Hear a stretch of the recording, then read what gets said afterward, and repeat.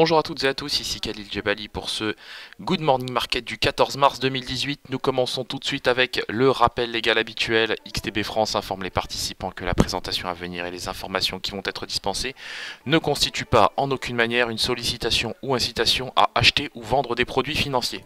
Voilà, on commence tout de suite avec le calendrier économique de ce 14 mars. Et vous le voyez, une fois de plus, il y aura pas mal de statistiques économiques pour aujourd'hui. Donc on a pris connaissance de la production industrielle en Chine, qui est plutôt pas mal, 7,2%, donc c'est nettement supérieur aux attentes. Les ventes au détail, elles, progressent de 9,7%, c'est moins bien qu'attendu. Du côté des investissements dans les zones urbaines, c'est pas mal, 7,9% en rythme annualisé de hausse, donc c'est plutôt pas mal. Par ailleurs, en zone euro, on prendra connaissance de la production industrielle du mois de janvier. C'est une donnée qui va clairement nous intéresser. On sait que Mario Draghi s'exprime depuis 9 h avec Benoît Cœuré.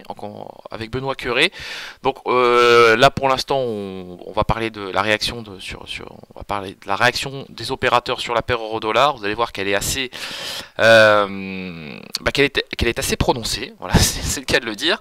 L'indice des prêts à la production du mois de février aux États-Unis, ça c'est aussi quelque chose qui va nous intéresser. Alors on va se projeter tout de suite. Voilà, sur les États-Unis, les ventes au détail du mois de février aux États-Unis, donc pareil, statistique importante puisqu'elle est relative à l'inflation. Et enfin à 16h30, les stocks hebdomadaires de pétrole pour la semaine terminée au 9 mars. Voilà, l'euro-dollar, donc chute de l'euro-dollar, évidemment sur le niveau des 1,2370, on allait chercher le niveau des 1,2413. Pour l'heure, nous butons sur la moyenne mobile à 100 périodes courbe verte, c'est plutôt pas mal. Si on casse ce niveau, c'est direction les 1,2330. Voilà. Je me méfie de cette moyenne mobile à 100 périodes, on reste susceptible de la casser. Par contre, si on arrive à tenir sur ce niveau de prix, eh bien là, pourquoi pas un retour sur la moyenne mobile à 25 périodes, voire même le niveau carrément des 1,2415 sur la paire euro-dollar. Allez, on enchaîne avec le DAX 30, donc le DAX 30 qui s'est, passez-moi l'expression, mais un petit peu cassé la figure hier. Et pour cause, il y a beaucoup d'inquiétudes autour des équipes de Donald Trump. C'est le turnover des équipes de Donald Trump qui pose problème au marché. On l'a appris hier, Rex Tillerson a été licencié de son poste de secrétaire d'État. C'est l'équivalent du ministre des Affaires étrangères aux États-Unis. Donc évidemment c'est problématique puisque c'est aussi quelqu'un, au même titre que Gary Cohn, l'ex-conseiller économique de Donald Trump qui était apprécié des marchés. Donc tout cela pose problème. On a ouvert en gap haussier sur le DAX 30. Pour l'heure, je pense que ce gap ne sera pas comblé dans l'immédiat. Je table plutôt sur un rebond de l'actif en direction des 12 300 points sur le DAX 30 pour tout vous dire pour aujourd'hui. Au moment où je vous parle, on bute sur la moyenne mobile à 25 périodes d'un point de vue technique. Maintenant, je pense qu'on va réussir à s'en affranchir de cette moyenne mobile et qu'on va aller chercher par la suite le niveau des 12 300 points. Si dans le cas contraire, on n'arrive pas à s'affranchir du niveau des 12 250 points, eh bien là ce sera assez problématique et on pourra commencer à tabler tout simplement sur un comblement du gap haussier formé ce matin. Et donc le gap haussier, il s'est formé quand même à partir du niveau des 12 150. Donc vous voyez que ça laisse quand même une grosse marge de manœuvre pour les baissiers. Alors je ne pense pas que ce gap sera comblé dans l'immédiat. Mais je reste vigilant sur la question. On ajoutera aussi à cela que, alors c'est un point qui est assez technique, mais le spread de crédit entre le 5 ans et le 30 ans américain continue de diminuer, continue de se contracter. C'est problématique parce que ça laisse à penser que les banques sont de moins en moins profitables, et ce quand bien même les taux directeurs remontent. Alors c'est un point technique assez complexe que je réévoquerai tout à l'heure bien évidemment à 15h15 au cours du live trading. Donc je vous donne rendez-vous, j'ai un graphique à vous présenter sur la question, assez intéressant d'ailleurs. Donc bon, on reviendra sur ce point à 15h15 évidemment. Allez, le gold qui a retrouvé sa moyenne mobile à 100 périodes, donc en H4, donc c'est plutôt pas mal, sur le niveau des 1326-1327 $ l'once. On a réussi à s'en affranchir Pour l'heure, on replie sous ce niveau, donc il y a beaucoup de chahuts, passez-moi l'expression, autour de ces niveaux de prix, 1320, 1330. Pour l'heure, on est soutenu par la moyenne mobile à 21 périodes, c'est plutôt pas mal. On a un RSI qui fluctue au-dessus de sa zone de neutralité. Sur le gold, je suis haussier et je pense qu'on va revoir le niveau des 1330 $ l'once.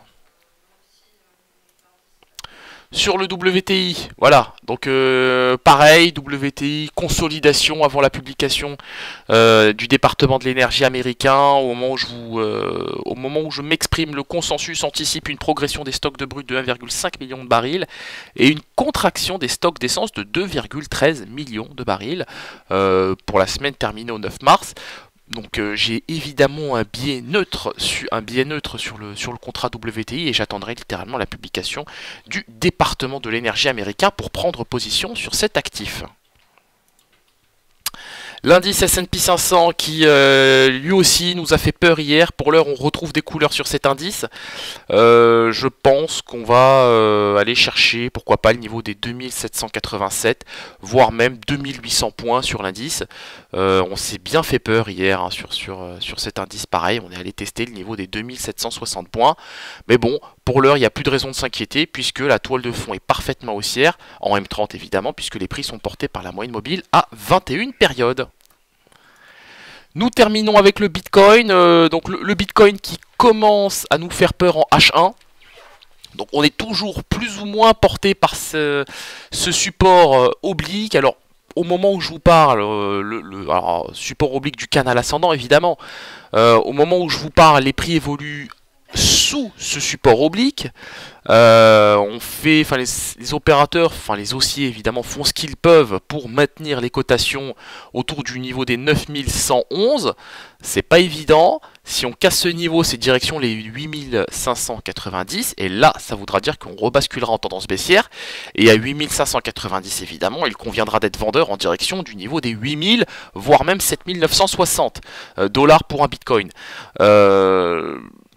Pareil, sur le Bitcoin, j'aurai littéralement un biais neutre, hein, puisque la toile de fond technique n'est vraiment pas claire. Les prix évoluent sous les moyennes mobiles à 7 et 21 périodes en H1. On est sous un support oblique. J'attendrai la clôture de la bougie pour me prononcer sur cet actif. Mais pour l'heure, j'ai pas de vrai biais. Voilà, j'ai pas de vrai biais acheteur-vendeur. Voilà, on se quitte sur cette note. On se retrouve comme d'habitude aujourd'hui à 15h15. Alors ne manquez pas la séance. Il se passe beaucoup de choses sur le marché du crédit. Hein, je le disais, le 5 ans, 30 ans et le 2 ans, 10 ans. Les spreads de crédit entre le 2 ans, 10 ans américain et le 5 ans, 30 ans américain se contractent, perdent du terrain. Ça veut dire beaucoup de choses pour les banques. C'est même l'indicateur majeur hein, pour le secteur bancaire et le secteur de l'assurance. Pareil, on fera aussi le décryptage du discours de Mario Draghi et bien évidemment retour hein, sur la séance d'hier avec le licenciement du secrétaire d'État Rex Tillerson, voilà, donc qui est désormais remplacé par Monsieur Pompeo, ex-directeur maintenant de la CIA. Voilà, rendez-vous tout à l'heure à 15h15 pour un débriefing complet. Merci à vous.